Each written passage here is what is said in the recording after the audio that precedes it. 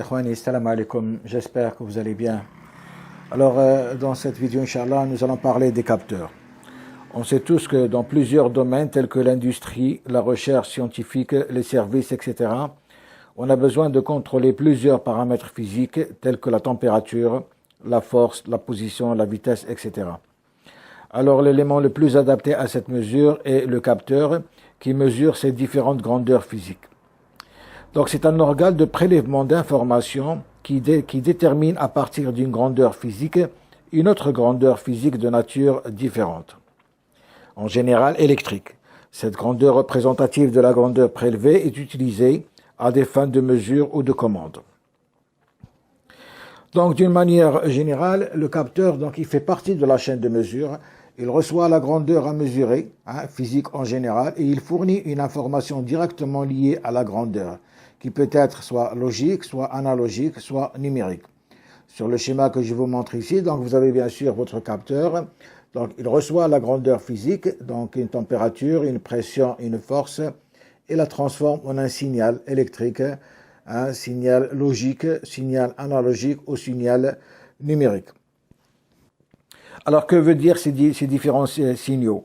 Le signal logique, c'est-à-dire un signal qui ne peut prendre que deux valeurs, un niveau haut et un niveau bas. C'est une variable binaire, 0, 1.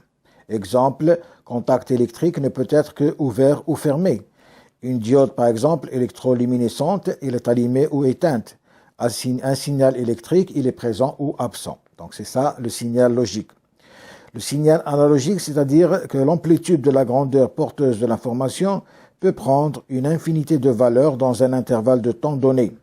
Alors, le signal peut être continu avec une amplitude constante, comme il peut être variable avec une amplitude qui varie continuellement en fonction du temps.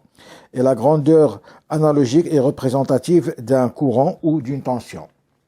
Quant au signal numérique, le terme numérique qualifie en particulier toute donnée ou variable dont les valeurs sont des nombres entiers.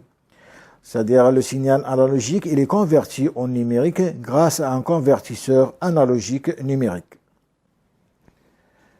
Voyons maintenant la constitution d'un capteur. Il est constitué de deux parties principales.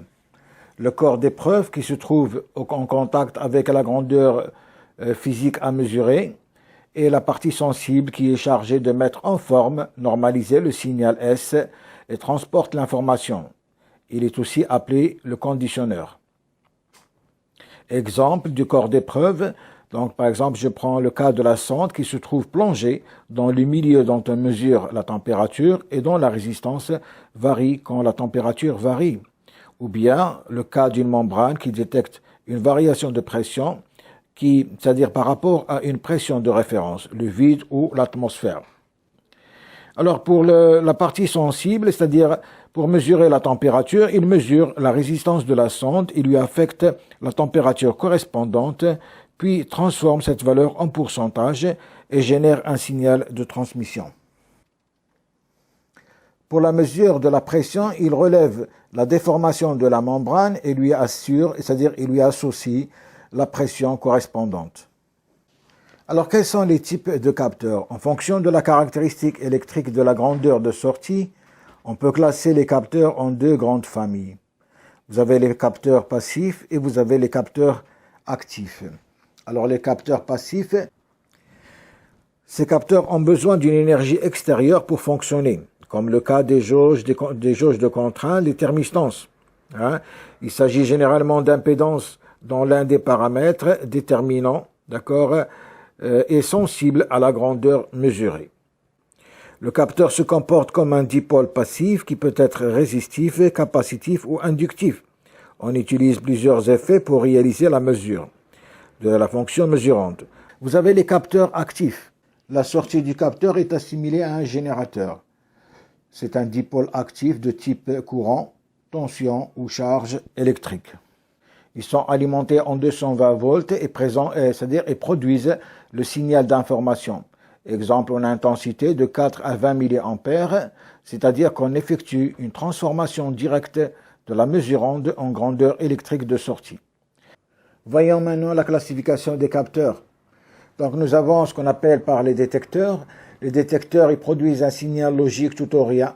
D'accord, il détecte les objets, manutention, les personnes, les véhicules. Et il détecte également le niveau de gaz ou liquide. Il détecte la position, par exemple l'étiquette sur laquelle on va écrire un code. Donc tout ça peut être détecté par les détecteurs. Vous avez les capteurs. Alors les capteurs, c'est-à-dire l'information transmise peut être logique, tout ou rien, genre interrupteur de position électromagnétique, genre détecteur de proximité inductif, capacitif ou photoélectrique. Ils peuvent, c'est-à-dire transmettre un signal analogique, grandeur qui évolue avec le temps, comme par exemple la mesure de température, pression, débit, vitesse. En tension, par exemple de 0 à 5 volts, 0,10 volts, en intensité 4 à 20 mA. Vous trouvez également les codeurs, c'est-à-dire le signal numérique. Ensemble ordonné de grandeur logique, c'est un code numérique binaire. Vous trouvez les codeurs optiques, les lecteurs de cartes magnétiques et les codes à barres. Alors, les types de détecteurs qui existent sur le marché, vous avez, c'est-à-dire les capteurs avec contact, comme vous voyez sur la photo ici, et vous avez les capteurs, par exemple, sans contact, représentés également sur cette photo. Donc, le choix dépend des objets et leur environnement.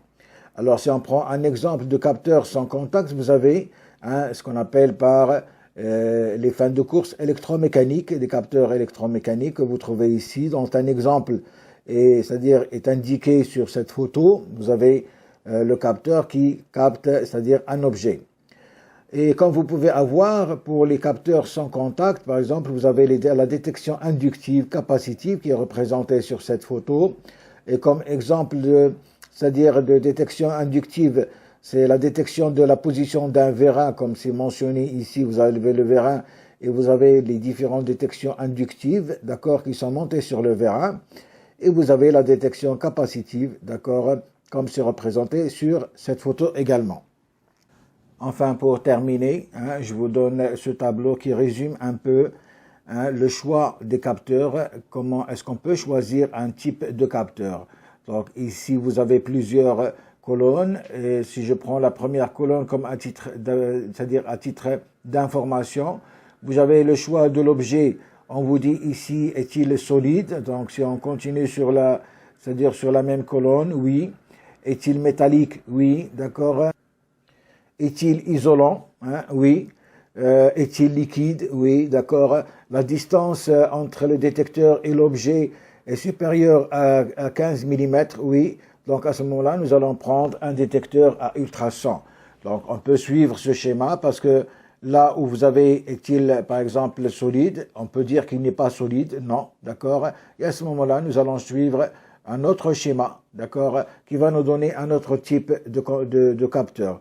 Donc ce schéma, vous voyez, il est très intéressant. Il résume un peu les différentes manières de choix d'un capteur. Voilà, c'était un bref aperçu sur les capteurs.